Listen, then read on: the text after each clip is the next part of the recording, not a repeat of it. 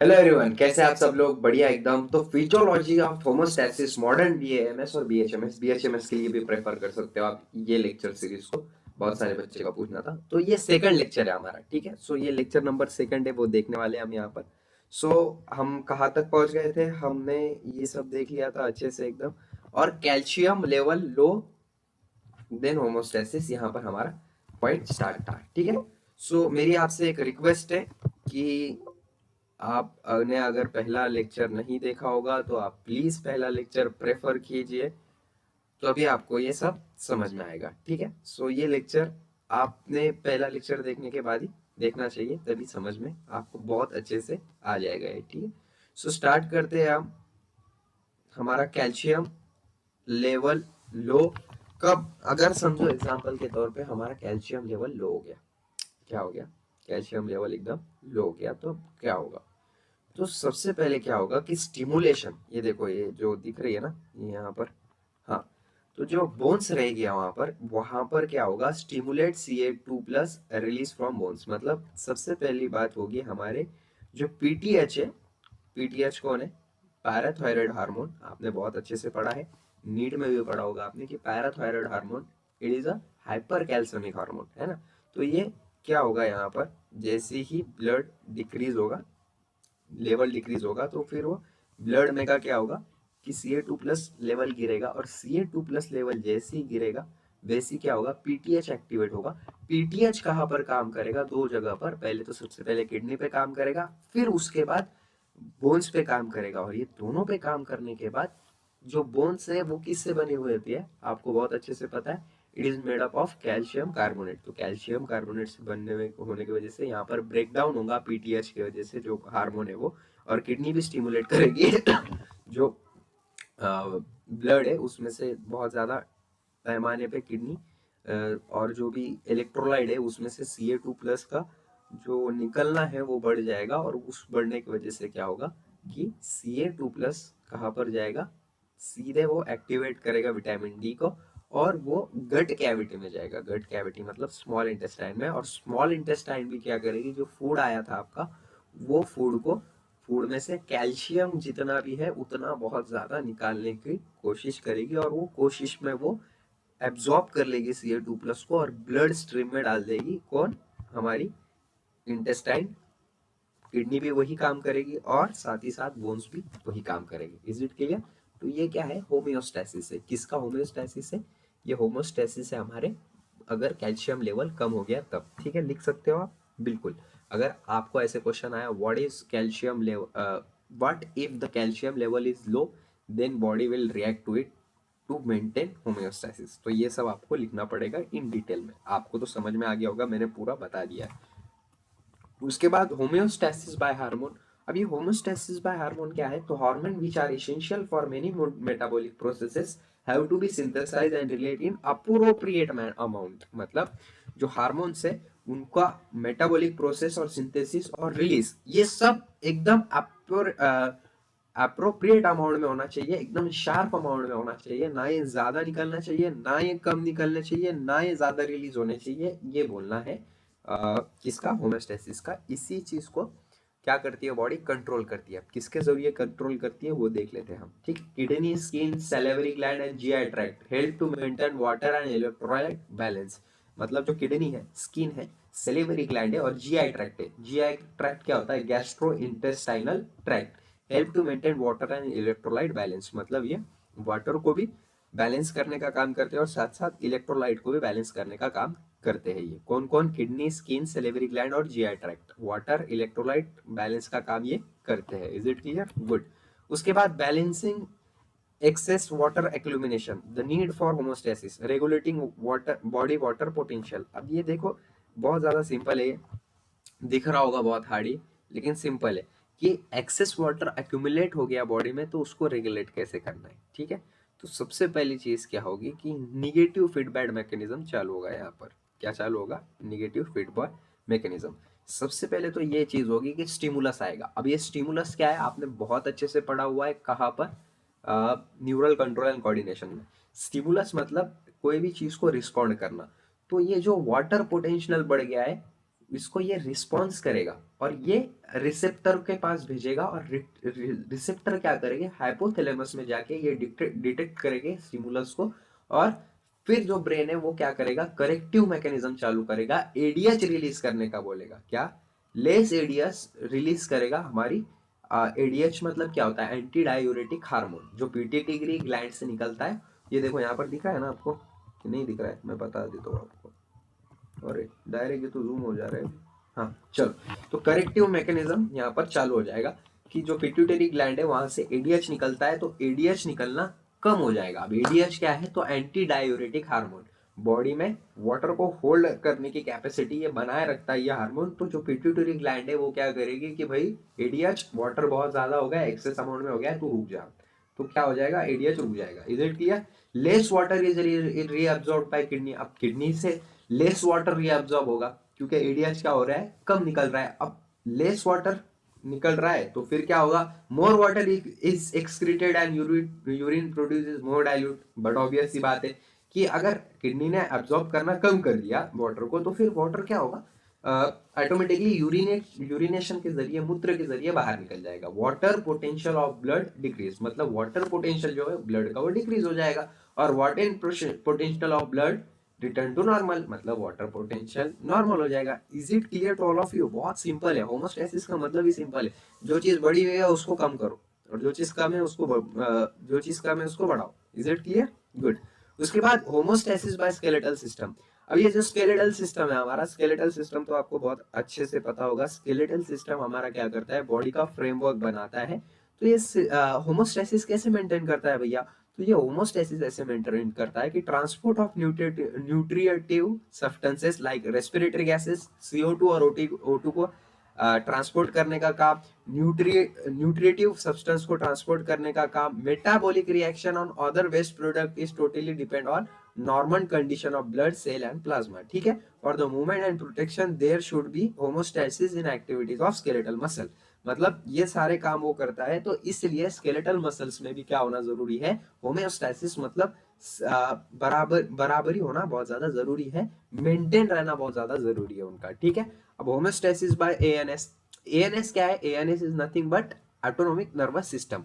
तो sensory system help to detect the state of body with relation to its surrounding. मतलब जो sensory system रहता है, जो सेंस करने का काम करता है चीजों को, वो क्या करता है, वो डिटेक्ट करता बॉडी में के अलग अलग सराउंडिंग को, और उसके वजह से क्या होता है कि अलग अलग चीजें होती है। ठीक है, brain integrate the information on order to motor system to react properly to maintain homeostasis. ठीक है, ब्रेन क्या करता है, ये सेंसरी सिस्टम के साथ इंटरेक्ट करता है, और इंटरेक्ट करने के साथ मोटर सिस्टम से भी इंटरेक्ट करता है, और मोटर सिस्टम को बराबर से मैसेजेस भेजता है, और मैसेजेस भेजने की वजह से ये सब मेंटेन रहता है। ठीक है, ANS control all vegetative function, मतलब जो भी वेजिटेटिव फंक्शंस है, मतलब जो भी बाहर के फंक्शन है, वो ये काम करने का काम करता है। मतलब जो भी पीएनएस है, पेरिफेरल नर्वस सिस्टम है, उसको उसके इंटीग्रेशन से ये वो काम करता है पूरा। ठीक है, अब साइकिल ऑफ होमोस्टेसिस। अब ये साइकिल कैसी रहती है होमोस्टेसिस की, ये बहुत ज्यादा इंपॉर्टेंट है। तो सबसे पहले क्या होता है कि स्टिमुलस होता है। क्या होता है, स्टिमुलस, मतलब change occur in internal environment. मतलब अगर गलती से कुछ इंटरनल इन्वायरमेंट में कुछ चेंज आया, तो फिर क्या होगा, स्टिमुलस होगा। स्टिमुलस मतलब हमको कुछ चेंज महसूस होगा, और वो चेंज कौन डिटेक्ट करेंगे, मतलब कैप्चर कौन करेंगे, रिसेप्टर करेंगे, जो रिसेप्ट करने का काम करता है। और रिसेप्टर क्या करेंगे, फिर कंट्रोल सेंटर के पास जाएंगे, और कंट्रोल सेंटर के पास जाने के बाद change is compare to the set point. मतलब जो कंट्रोल सेंटर है वो सेट पॉइंट करेगा, कुछ चेंजेस करने की कोशिश करेगा, और इफेक्टर के पास जाके वो इफेक्ट करेगा। क्या करेगा, इफेक्ट करेगा, मसल या फिर ग्लैंड के जरिए या फिर कुछ मैकेनिज्म के द्वारा। और फिर वो मैकेनिज्म क्या करेगा, रिस्पॉन्स करेगा, और वो जो रिस्पॉन्स रहेगा वो क्या कर देगा, पूरा होमोस्टैसिस पे खरा उतरेगा, होमोस्टैसिस कर देगा वो। Is it clear? तो ये साइकिल है, हर साइकिल इसमें रिपीट होती है। ये साइकिल आपको याद रखना बहुत ज्यादा जरूरी है। इसका स्क्रीनशॉट मार लो या फिर लिख लो, नहीं तो फिर अगर आपको नोट्स चाहिए होगे तो नोट्स खरीद लो। 1499 में आपको नोट्स मिल रहे हैं पूरे, और क्या चाहिए आपको। ठीक है, component of homeostasis, homeostatic system, मतलब कंपोनेंट क्या क्या है। सबसे पहले 4 कंपोनेंट रहते हैं इसमें। कितने कंपोनेंट, 4। सबसे पहले तो सेंसर, अभी ऊपर देखा ना हमने, सेंसर रहता है सबसे पहले, जो सेंस करने का काम करता है। डेविएशन को, डेविएशन मैंने पिछले लेक्चर में समझाया था कि ये चीज एकदम परफेक्ट है, मतलब एप्रोप्रिएट है, एक्यूरेट है। अरे मेरे हाथ ऐसे क्यों नहीं हो रहे, ठीक है, ये एप्रोप्रिएट रेंज है। तो इधर चला गया कोई चीज, मतलब ये रेंज से अलग हो गई तो क्या होगा, डेविएशन होगा। ये रेंज से अलग चली गई तो डेविएशन होगा, और ये रेंज में आ गई तो क्या है, इट इज नथिंग बट एकदम अप्रोप्रिएट एक्यूरेट रेंज है उसकी। सो डेविएशन आया कोई तो सेंसर क्या करेंगे, उसको डिटेक्ट कर लेंगे। फिर ये ट्रांसमिशन किसके द्वारा होगा, रिसेप्टर के द्वारा, और ये कहां पर जाएगा, कंट्रोल सेंटर में। कहां पर, कंट्रोल सेंटर में।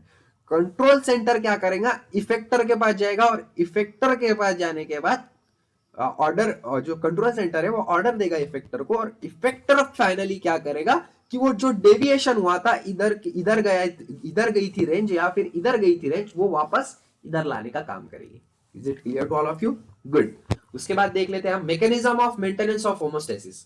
मतलब होमोस्टेसिस कैसे मेंटेन कर सकते हैं हम, दो तरीके से कर सकते हैं, या तो हम उसको इनहिबिट करें या फिर उसको एक्सेलरेट करें, या तो इनहिबिट करें या फिर एक्सेलरेट करें। इनहिबिट मतलब उसको कम करना है या फिर उसको सपोर्ट करना है। Is it clear? गुड। अब जो इनहिबिट करना है मतलब, अरे बाप बहुत फास्ट चलता है यार। हाँ, तो इनहिबिट करना मतलब क्या होता है, उसको रोकना। समझो इधर चला गया तो इसको वापस, रुक रुक रुक, इधर आ जा वापस, चल नॉर्मल रेंज पे। और अगर इधर चला गया तो इसको भी नॉर्मल रेंज पे लाना।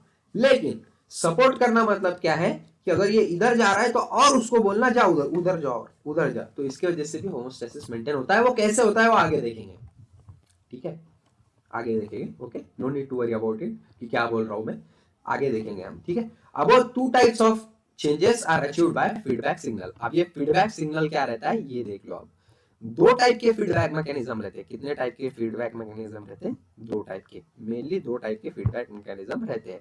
एक रहता है निगेटिव फीडबैक मैकेनिज्म और एक रहता है पॉजिटिव फीडबैक मैकेनिज्म। अब ये जो निगेटिव फीडबैक मैकेनिज्म क्या है, this is to arrest the change और reverse the direction of change. मतलब जो चेंज हुआ है उसको क्या करना, वापस लाना या फिर अरेस्ट कर देना वहीं पर, मतलब वहीं पर रुका देना, इसको निगेटिव फीडबैक मैकेनिज्म बोलते हैं। Many homeostatic mechanism in body function through negative feedback mechanism. अब ये क्वेश्चन आपको आएगा, बोले आएगा कि सबसे कॉमन मैकेनिज्म कौन सा फीडबैक मैकेनिज्म है हमारे बॉडी में, पॉजिटिव है कि निगेटिव है? तो आपको निगेटिव आग बंद करके मार देना है। क्या करना है, आग बंद करते निगेटिव मार देना है आपको एमसीक्यूज में। कैसे, मैं बताता हूं। ये सबसे कॉमन क्यों है, क्योंकि देखो एक बात बताओ मेरे को, कोई चीज अगर बढ़ रही है बॉडी में तो उसको हमने कम करना चाहिए या और बढ़ाना चाहिए? आपका आंसर आएगा मेरे को कि भैया हमको वो चीज कम करनी चाहिए। जैसे अगर एडीएच बढ़ता जा रहा है हमारे बॉडी में, एंटी डायूरेटिक हार्मोन जान दो, थायराइड बढ़ता जा रहा है, बढ़ता जा रहा है, बढ़ता जा रहा है, बढ़ता जा रहा है, तो बॉडी उसको और बढ़ाते जाएगी या फिर कम करेगी? बड़ा ऑब्वियस सी बात है, कम करेगी। आप भी यही बोल रहे होगे, है ना?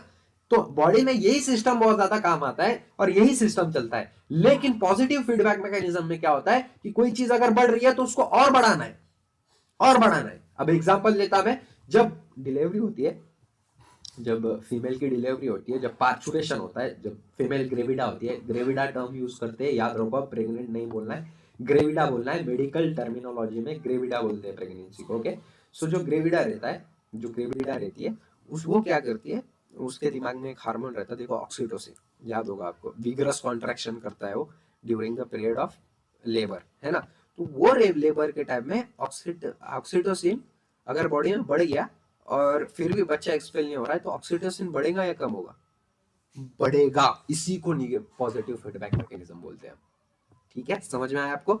वही एग्जांपल आगे भी है ये पॉजिटिव फीडबैक में, लेकिन यहाँ पर समझ लो आप निगेटिव फीडबैक क्या है। It is nothing but to decrease, inhibit. आपने पहले ही देखो यहाँ पर बताया था ना मैं, दो चेंजेस कर सकते हैं हम, या तो एक तो सपोर्ट कर सकते हैं या फिर इनहिबिट कर सकते हैं। इनहिबिट मतलब निगेटिव और सपोर्टिंग मतलब positive. Is it clear? Good.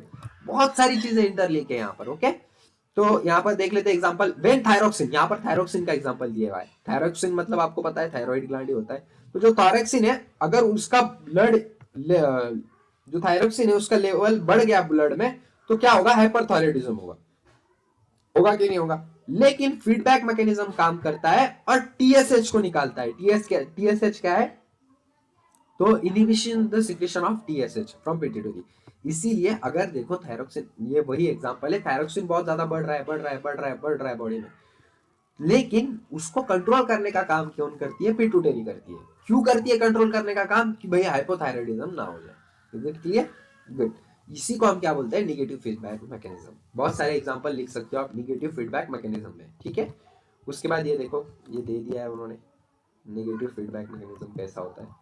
Okay, सो यहाँ पर देखो निगेटिव फीडबैक थायराइडिज्म का। सो ये तो अभी समझा दिया मैंने, ओके, समझाने की जरूरत नहीं है। उसके बाद पॉजिटिव फीडबैक मैकेनिज्म।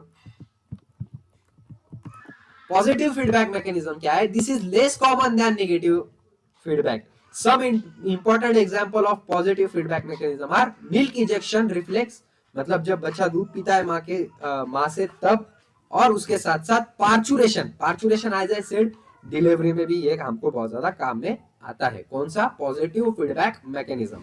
और साथ ही साथ blood clotting reflex. Blood clotting reflex में कैसे आता है देखो, सबसे पहले फॉर्मेशन ऑफ प्रोथ्रोम्बिन एक्टिवेटर होगा, फिर कन्वर्जन ऑफ प्रोथ्रोम्बिन होगा, फिर थ्रोम्बिन होगा, फिर conversion of fibrinogen into fibrin होगा। मतलब ये बॉडी में बढ़ रहा है, लेकिन इसको बढ़ाना बहुत ज्यादा जरूरी है इस होमोस्टेसिस करने के लिए। इसको इसलिए इसको हम सपोर्ट कर रहे हैं। ओके, मिल्क इंजेक्शन का भी वैसी है कि ऑक्सीटोसिन बढ़ रहा है, हाइपोथैलेमस बढ़ रहा है, इसको कम करने के जगह हम इसको बढ़ा रहे हैं ताकि इससे हमको होमोस्टेसिस अचीव्ड हो रहा है और बच्चे को दूध मिल रहा है। उसके बाद पार्चुरेशन भी उसी का एग्जाम्पल है, ठीक है।